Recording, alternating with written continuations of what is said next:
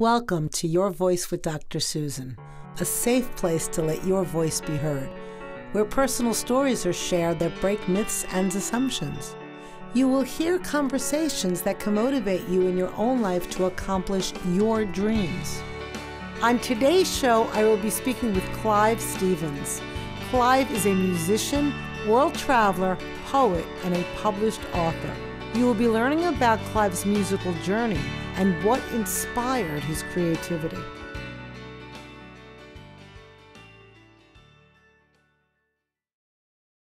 Hi, and welcome to Your Voice with Dr. Susan. I'm so excited to have on the show today Clive Stevens. Welcome, Clive.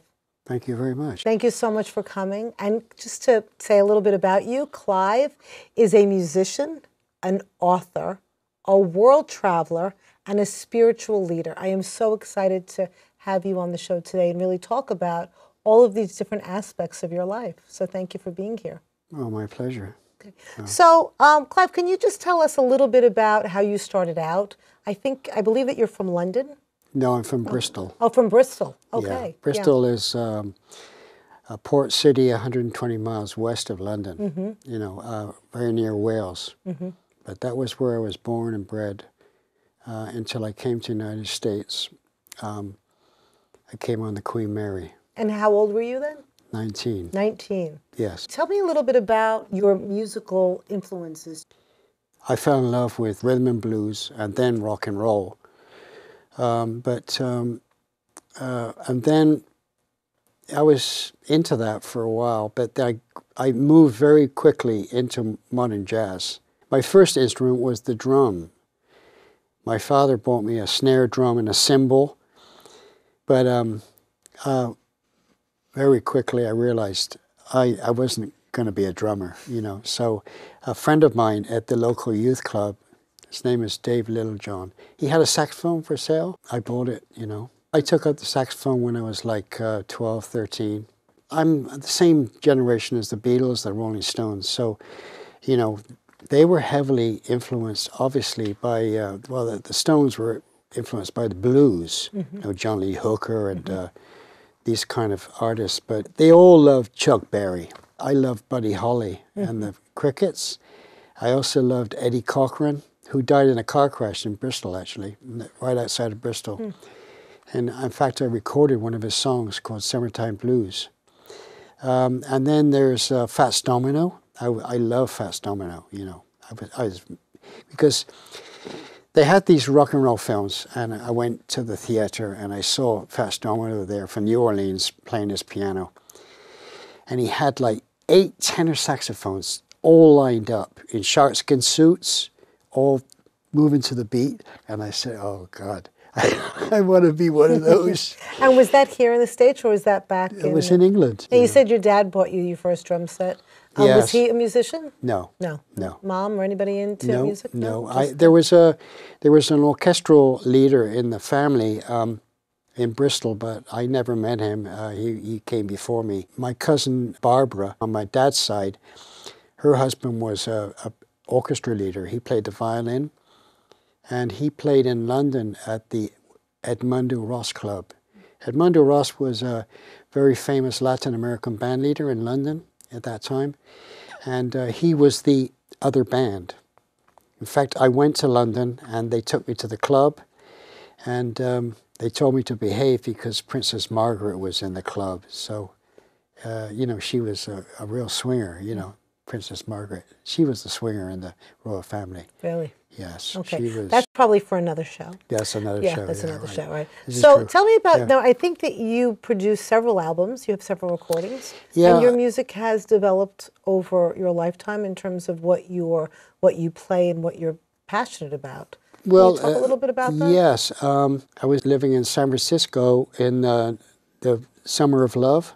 I was there in Golden Gate Park when Timothy Leary said, tune in, turn on, and drop out. And Jimi Hendrix was there, and the Grateful Dead were there, and Janis Joplin, and Big Brother, and all the big San Francisco bands were there, plus Allen Ginsberg. I was heavily into the Beat Poets, Michael McClure and that whole gang, heavily influenced by them. But anyway, what happened is my brother came over to the States. He played for Clifton Rugby team, which were from Bristol. And then he wanted to come and see me. And so he came out to San Francisco. And then he wanted to go back to England. When was this around? This was like late '67. I had a really nice apartment next door to the Jefferson Airplane, actually. He wanted to go back, and he wanted me to come with him and go live in London and work in London, which I did. Was he also in the music business? He became my manager once I got back to England. And what happened is I went to live in London.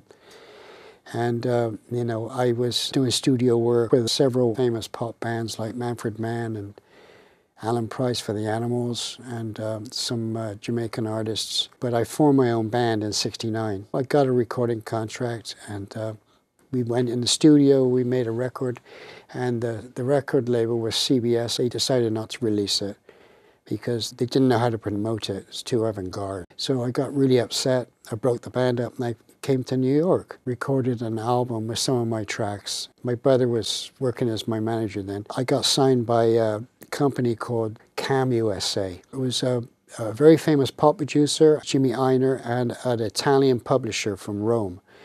He said, I will sign you to a major record label within 6 months, which he did. He signed me to Capitol, the Beatles label. That's a big label. So it was a big deal because this was like, the contract was worth $75,000, which was 1973. Mm-hmm.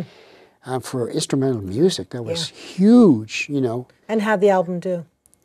Well, the first one did very well, actually. Most of my sales were heavily in Chicago, which is a big music town, you know, but I think I sold like 20 or 30,000, which was That's fantastic. Was really huge, good. you know, really for instrumental music. Yeah. I got a 5-star review in Downbeat magazine for the first album because I had some very famous musicians on there, and the second album got lost actually. When you say it just well, it was not promoted. Yeah. Now I know that you brought some clips of your music. Is that from any of those albums that you're talking about now, or that's from a later one? The two video clips that I bought are the most recent. The most recent. Yeah. So why don't we go to that now and just get a sense of? So can you just set it up because we're going to take a look at that. So the first piece that we're going to see is which? Well, in order would be it's called Natasha. Mm-hmm. Natasha. Which I wrote for the German actress Natasha Kinski. I misspelled her name, which is, you know, I can't believe I did that, but her name is Natasha. Natasha? Natasha Kinski. I wrote it, she's one of my favorite actresses. And she's a very kind of metaphysical kind of woman. And we're going to see you performing this where with the clip? It was shot in Miami. Okay, great. So let's go to that clip right now and take a look. And so here we go.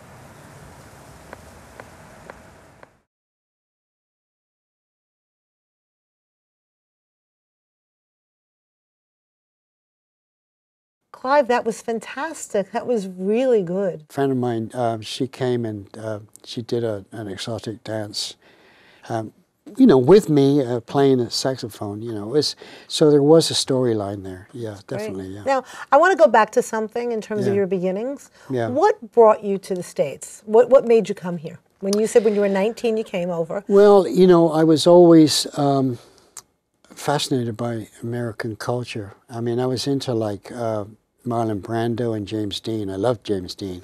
I was into that school of actors, the method actors. I was heavily into those. I was heavily into the beat poets, Allen Ginsberg, Jack Kerouac. I love Jack Kerouac, you know. I read On the Road. That was it, you know. And, you know, American music, R&B, rock and roll, and jazz, you know. This is, I was just mad with this. And, you know, England is, it's a phenomenal country. There's no country quite like England, you know. But at the same time, it can be quite stuffy and very traditional, you know. So the other thing is that I realized that I wasn't going to live in my hometown, you know. There's nowhere for me to go. So when you came to the States, did you come directly to New York, or where was your first stop? No, I went to a place called Rockford, Illinois, which is outside of Chicago. When I came on the Queen Mary, my father's older brother, Harry, was the CEO of the Cunard Line. So I was actually at the captain's table. It was great. So when you got here to the States, what was your first job? I got a job at the Spaceboat Factory, and my Uncle Walter drove me over the picket line to work. That was where I went to. You crossed the picket line. I crossed the picket line with my uncle in the Cadillac. Now, would you have done that today? Like, would you cross the picket line? I would have think very carefully about it. Yes, that. Right. But I was only 19, you see. So I was in the States, so I was like wild, you know. Yeah. They let me on one of those, you know, those lifts, you know. So I'd be driving the lift around, and all the guys were just like, you know. You didn't have a driver's license, right? No. You had a green card, but not a driver's license? No. But they were like, they saw me with the lift. They said, "Oh my God, out of the way," you know. No, it wasn't that bad, but.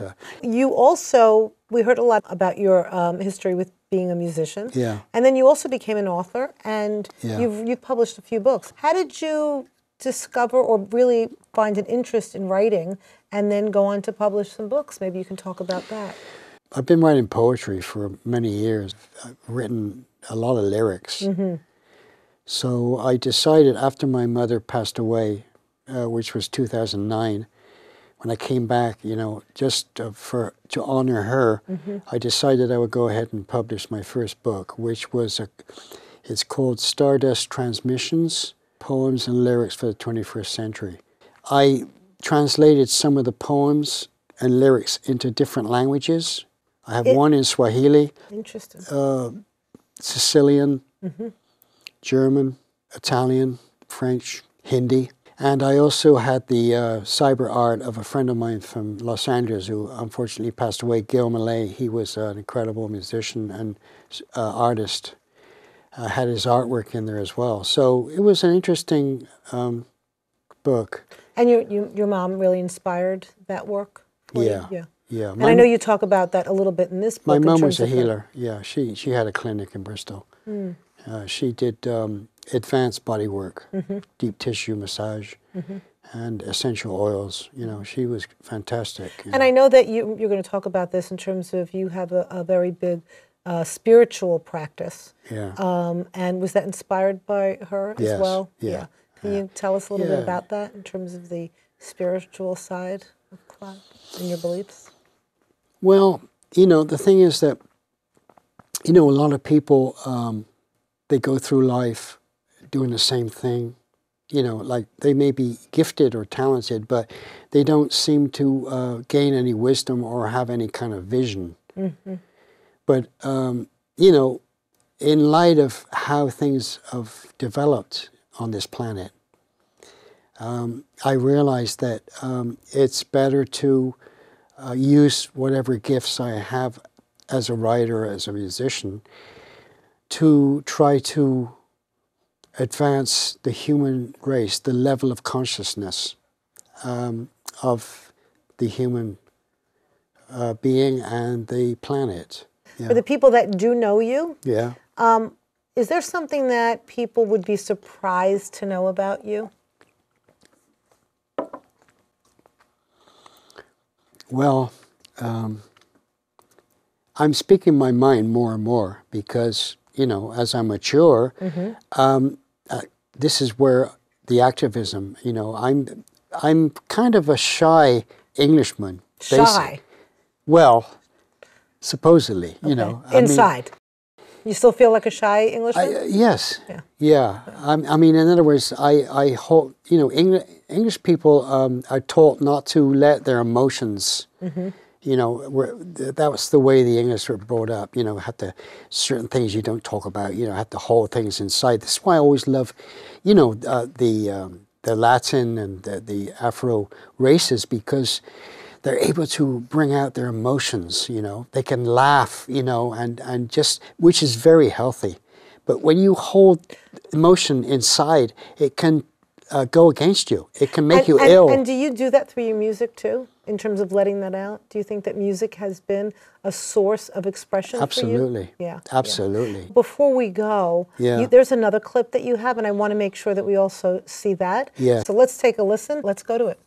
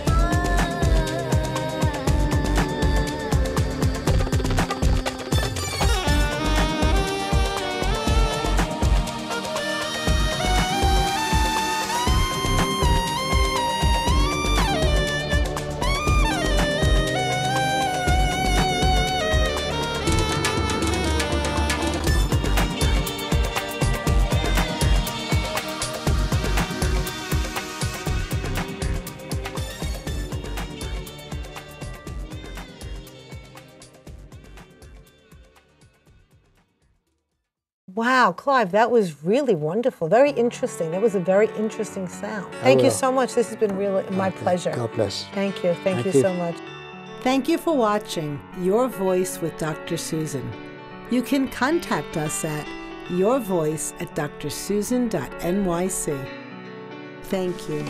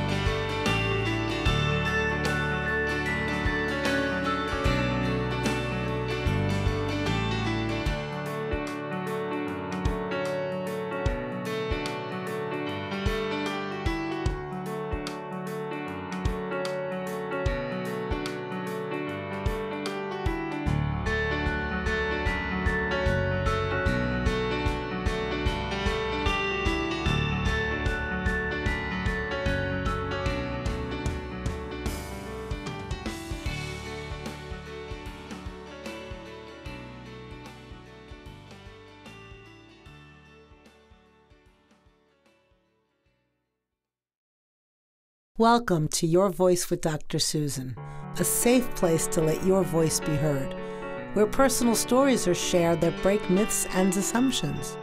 You will hear conversations that can motivate you in your own life to accomplish your dreams.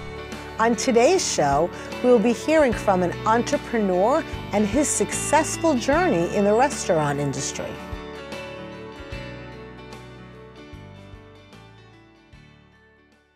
Hi and welcome. We're so excited to have Craig Samuel here today. Craig, thank you so much for coming and welcome to Your Voice with Dr. Susan. How are you? I'm great. Great. And Craig, you own several restaurants here in Brooklyn, and so one of the things that I know you're here to talk about today is your passion for the restaurant business. So can you start by telling us a little bit about how you got into the business? Well, I've been in the restaurant business for about 25, 26 years. And I started in Philadelphia. I was in college and needed a part-time job. And I took a job in a small French restaurant. And at the time, I was just working behind the counter and packaging food to go. But the excitement of the kitchen is what really got my attention. Now, when you were in college, what were you going into college for at the time? I was a business administration major, and I had a minor in marketing. And I just fell in love with the restaurant business, just being around that excitement. Oh, that's great. So then how did you continue on after working in that French restaurant? Well, at the time I was in Philly, and I was working at the top-rated restaurant in Philadelphia, one of the top 20 in the world. It was called Le Bec Fin. It was a classic French restaurant. And I was there for about a year and a half, and I went to the owner and I said, I'm looking to move back to New York. And he sat me down, and at the time, French chefs were different than they are now. How so? Well, he called me to his office, sat me down, and he said, and I'd been there for a year and a half. What were you doing there for that year and a half? I was a line cook. Okay. So, I worked my way out from a prep cook to a line cook, and he called me in the office, sat me down and said, Peter tells me that you're looking to move to New York. And I said, yeah. And he goes, what's your name? Which was hilarious because I had seen him 6 days a week for a year and a half. But he was that classic French chef who only talked directly to his chef de cuisine and his sous chef. And Peter was the owner? And Peter was the executive chef. I think, can you explain those? Because I certainly don't know what the differences are between executive chef and line cook. So at that restaurant, you had the owner who was Georges Perrier, world famous chef. Google him, it's worth Googling. And then you had Peter Gilmore, who was the chef de cuisine in the morning. So there's a head chef and a chef cuisine? Yeah. Okay. And, the classic structure would be executive chef, chef de cuisine, sous chef, and then depending on the structure of the kitchen, you'd have chef de parties or commis. So it goes down and down until you get to, I guess, me at that point. But you work your way up. Yeah.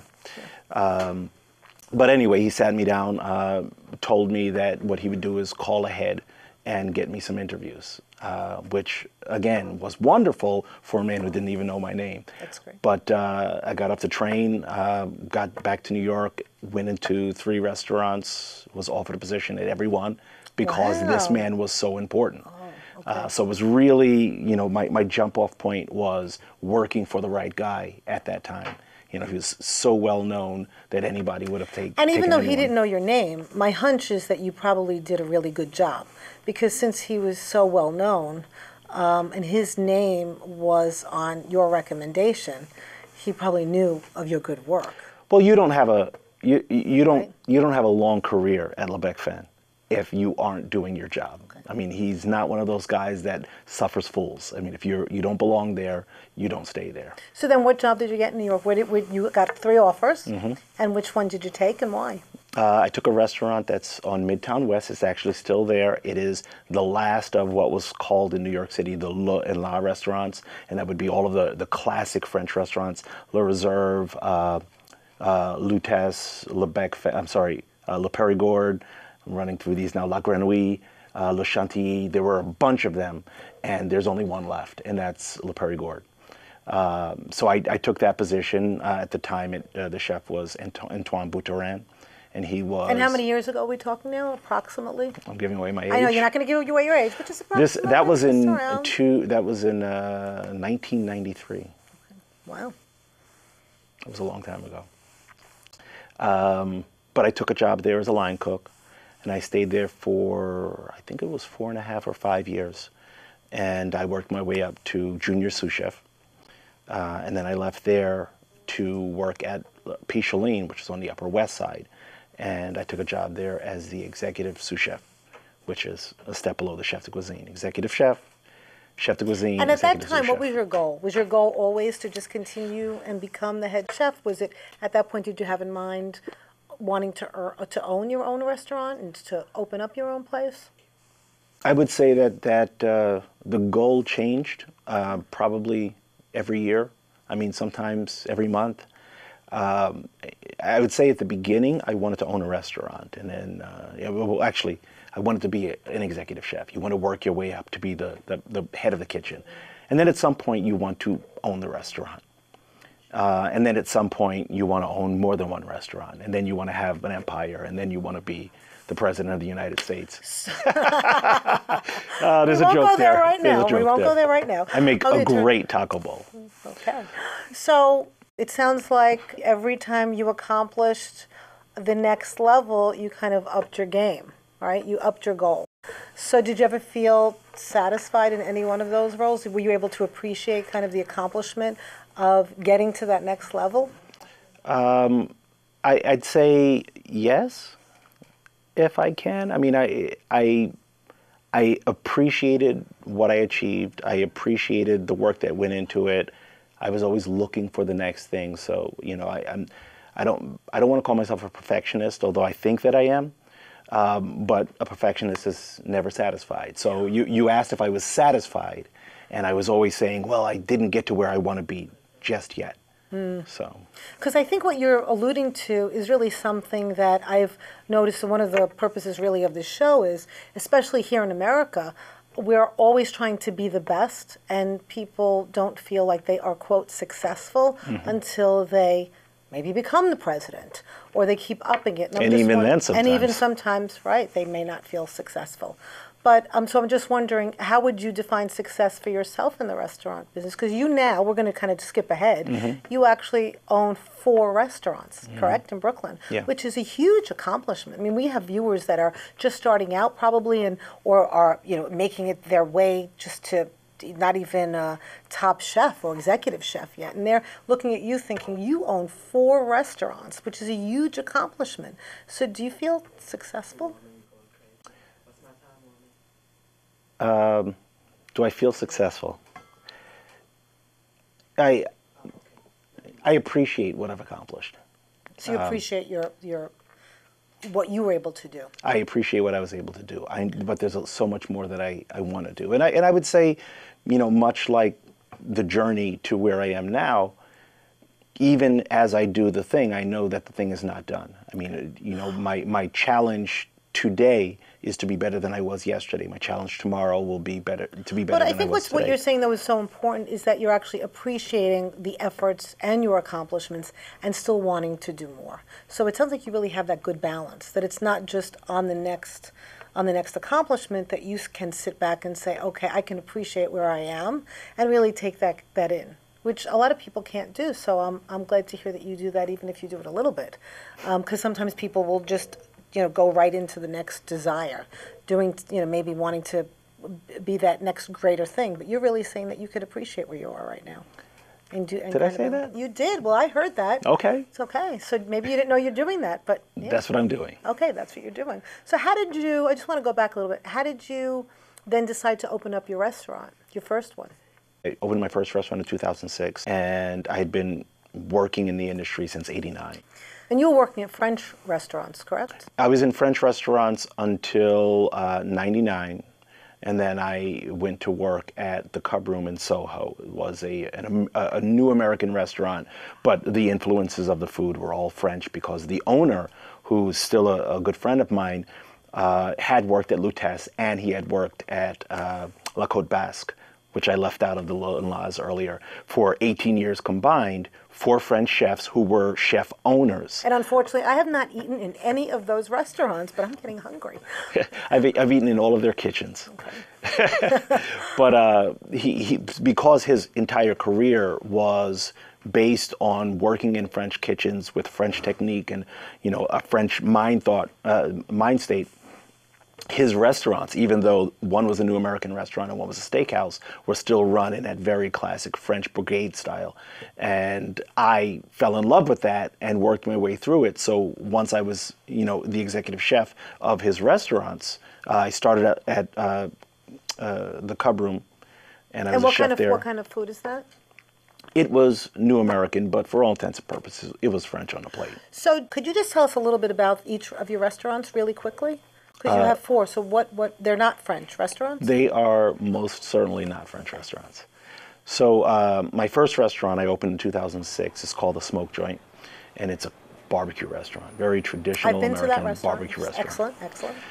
And 2 years later, I opened Peaches in Bed-Stuy, and that's it's really a neighborhood American restaurant with Southern influences. So, we do have dishes on the menu that could be, traced directly back to the South, but we also have items that are just sort of what you would expect in a neighborhood restaurant.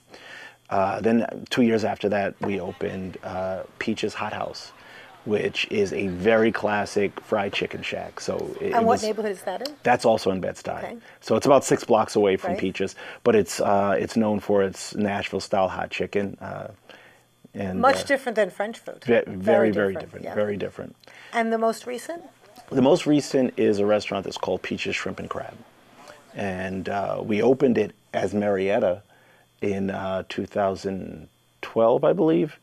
And what Marietta was, I think, in our mind, the evolution of Southern food. So we always said we had a very traditional Southern restaurant, a traditional barbecue restaurant, a contemporary Southern American restaurant, and then Marietta was sort of what Southern food would be if it had continued to evolve. So it pulled a lot of French and Italian and Asian influences in. And what neighborhood is that in? That one is in Clinton Hill. Oh, interesting. We did that for about 3 years, and it was fun, and people loved it. But we really sort of decided to consolidate the brand, and we changed it to Peaches Shrimp and Crab, which is a seafood version of our Peaches brand. So, Craig, you've had over 25 years, 30 years experience in this industry, or even more. We won't want to give away your age. But for those people out there that are starting out, what advice would you give them? If somebody is out there wanting to work in the restaurant business, maybe even own their own restaurant someday, what kind of advice would you give them after all your experience? That's a question I get asked all the time. And to be frank, the first thing I always say is don't do it. Don't do it. Don't do it. But what if somebody is so passionate of about course, it? What if they of course. really, this is it? Well, they certainly, if someone is really serious about this business. I mean, what would you have done if somebody said to you, don't do it? Look at this borough would just not have the restaurants that it have if somebody had said to you, don't do it. So that's not, I'm going to challenge you on that advice. I take your challenge. I think it's really important that anybody who wants to open a restaurant or a bar, I think it's important that they spend some time in a restaurant or a bar on the other side of the table. Very often people, will say, I want to open a restaurant, I want to, have a bar, and they think it's going to be glamorous. They think that it's going to be, a lot of fun, and it'd be great to walk over and drop a bottle of wine at your friend's table on his birthday. But what you don't see is really the work. And it's nonstop. Have you had people that actually came to you wanting to open up a restaurant someday, and they did some of this, they start at the bottom in your place, and then they decided not to do it after seeing what that side? Decided not to do it? Decided actually not to do it. I had a sous chef at the Cub Room. I love this guy. He's a great guy. He had worked his way up in a bunch of places. I brought him on. Very, very talented, very smart. And he just came to me one day in the middle of working. My kitchens were a little more high pressure than most. And he said, you know, I just can't do this. I have no weekends because, of course, we all... he decided what was important to him then, and he Right, discovered that. right. Weekends, birthdays, holidays, like that's when I'm working. You know, if you're out celebrating New Year's Eve, I'm pouring the champagne. Yes. So, you know, a lot of people don't realize how entwined you get into making other people happy. My daughter actually always points that out to me. Whenever we go to a restaurant on a specific occasion, Right. she always says, you know, you really need to thank them. We really shouldn't go out on those holidays. Valentine's Day, Mother's like Day. Thanksgiving, Yeah. all those holidays. It's like, don't Yeah. go out because they should be home with their families. So we appreciate Go you. out, go out, I'm gonna say. From a business perspective, go out. Right. Yeah. So I would like to ask you about your own personal challenge. So along this way, what was your own, I'm sure there were some challenges along the way for you personally in this industry. What would you say one of your own personal challenges were? Well, raising a family in New York City itself is difficult, and when you're in the restaurant business, even more so because, I mean, again, The hours. normally, you know, we're all in the AM cycle, and then everyone's home at night. I missed all sorts of, you know, You have a family of dance children? recitals. I do, yeah. So I mean, you miss a lot. You're not there on the weekends when everybody else is home. It's like that challenge. I mean, there are quite a few fields where you would experience that, but in the restaurant business, it's really pronounced. Yeah. And then, you know, just the business. I mean, the politics of the business, the difficulties of operating restaurants.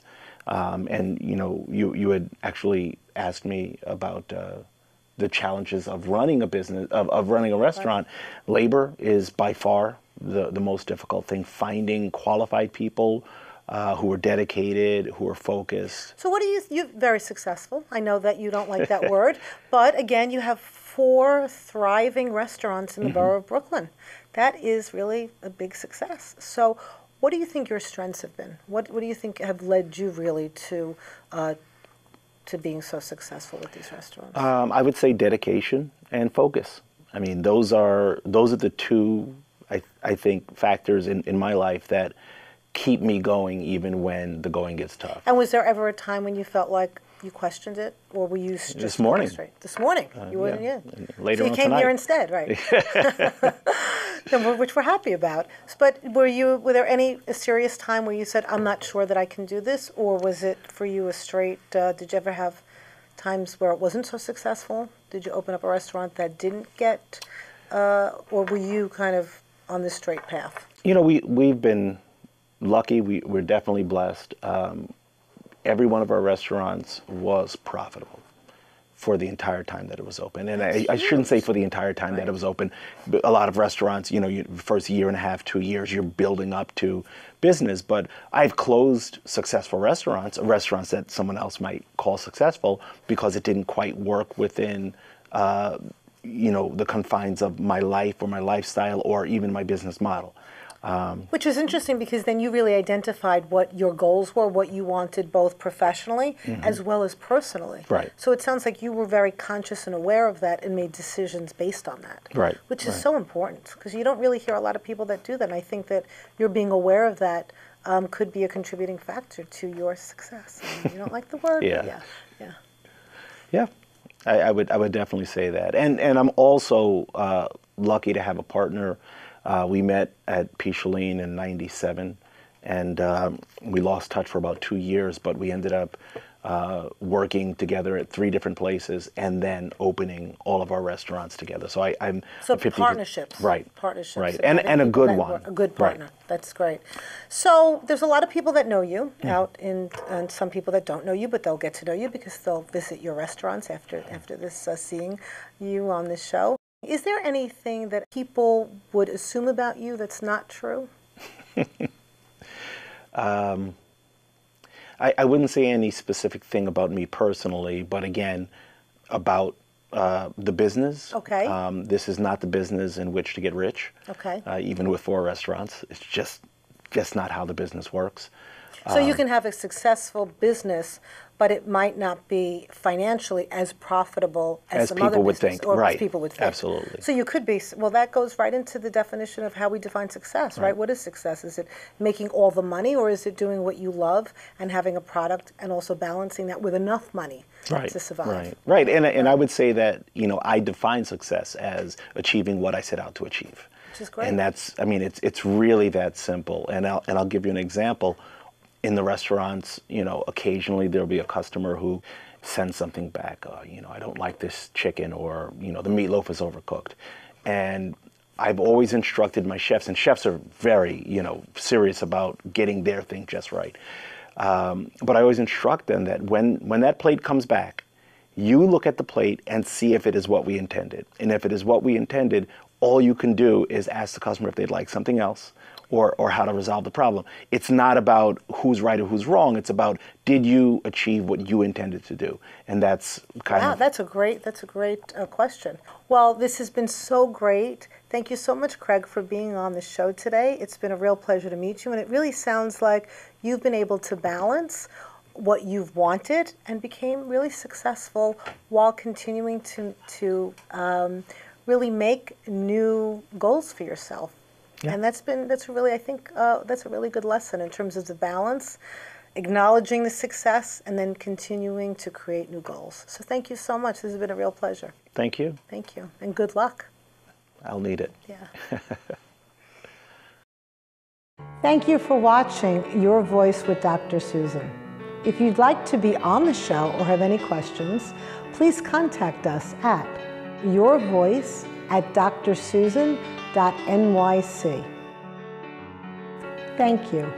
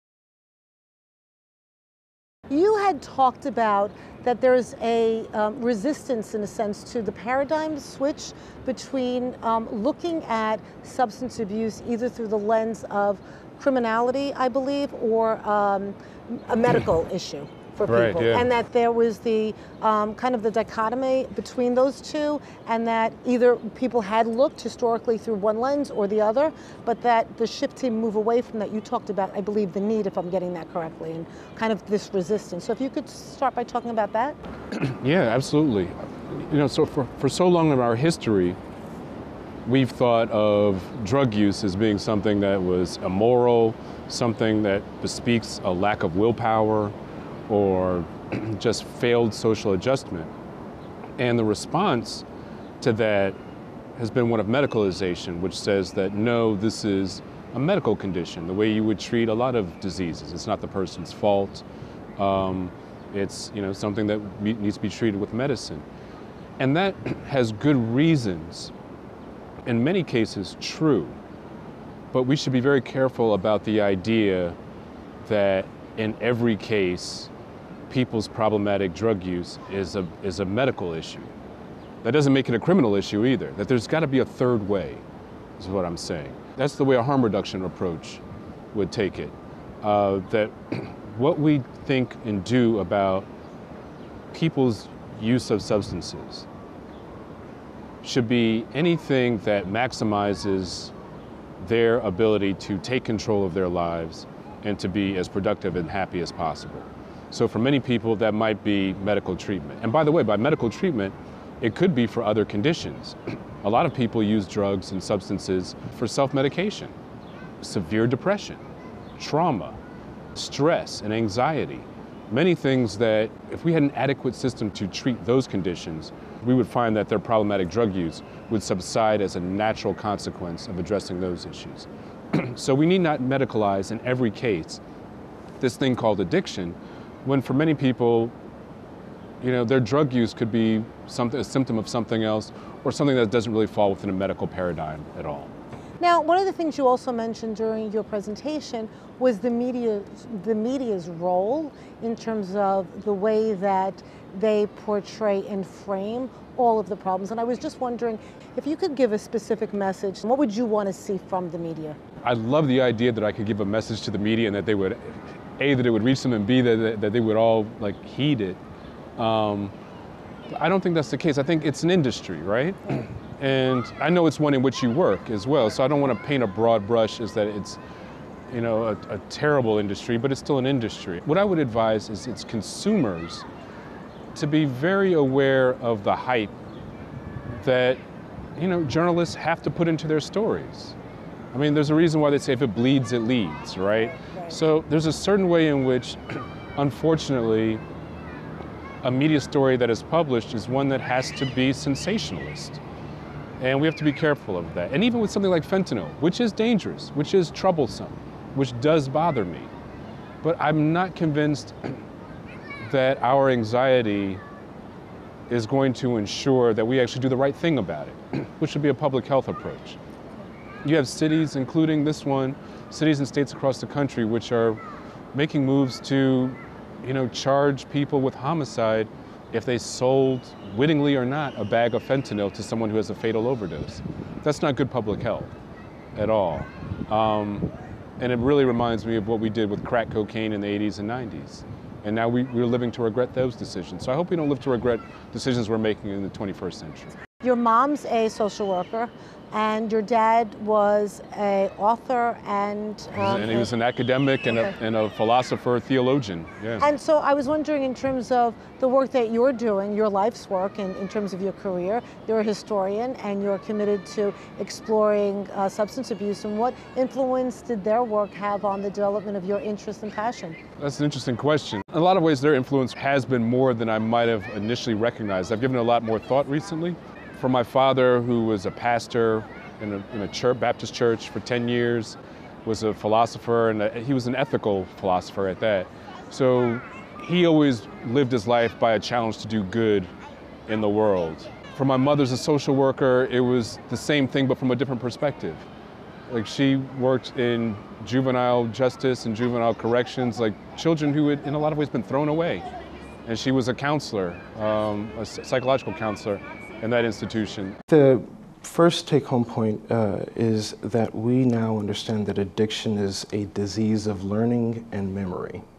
And the importance there is that the brain is already equipped with the machinery to learn how to enjoy a reward, a banana or a piece of chocolate cake, or a new friend, a new relationship. Your brain delivers a chemical to different regions of your brain that says, yes, do that again, right? We know that all drugs of abuse are taking over that process and really kind of over-learning it so that the person wants to continue with that drug, and that's what creates that type of myopic focus, right? That concept of it being an overlearned process that's similar to other habits that we might develop that aren't necessarily destructive.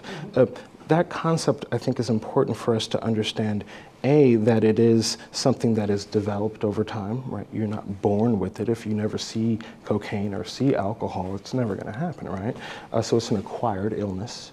But because it's learned, we can use other regions of the brain to help compensate and change the behavior.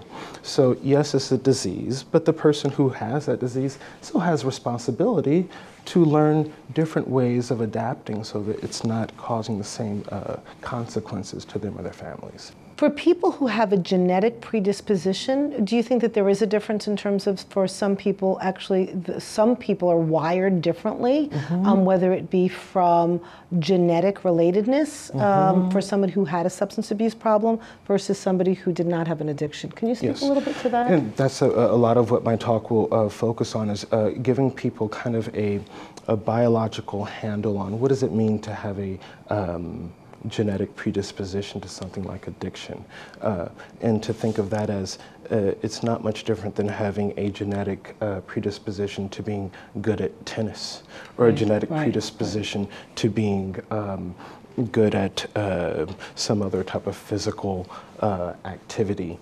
If you never see a tennis ball, then it's never going to show, right? If you never see the yoga mat being flexible, genetically predisposed, it's never going to happen. It doesn't really matter.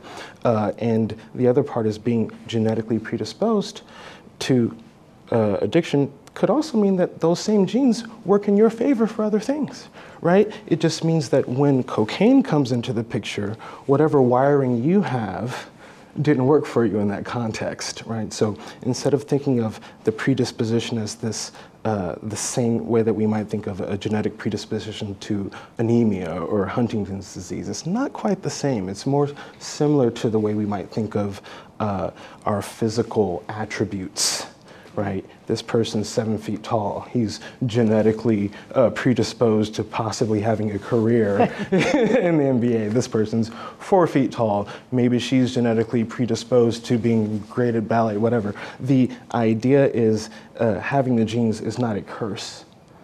It just says that in this specific context, your brain didn't do the adaptive, healthy thing. Let's think about how to change that. And I think that's where there's hope, where you're not condemning the person, saying, look at this disease that you're genetically predisposed for, but saying, look, your brain has wiring that we can actually use to your benefit. And for people that aren't familiar with the brain research and really don't realize that it's not just as easy as saying, I'm gonna not use anymore. And I think it's very empowering and validating, because so many people struggle with what am I doing wrong? And it makes them feel even worse about themselves, which, as we know, of course, is gonna lead to even needing to use it even more, that substance. My background is in the basic science, just microscopes, and clinically I see patients who struggle with addictions to alcohol, drugs, sex addiction, and things of the sort. My task as a clinician is to really see how those two overlap, and my task as a scientist is to use what I see clinically to start asking questions that I can then take to the laboratory and see, can we model this with our rats or our rodents, who they do drugs, as it turns out. Yeah. Thank you for watching Your Voice with Dr. Susan. If you'd like to be on the show or have any questions, please contact us at yourvoice@drsusan.nyc. Thank you.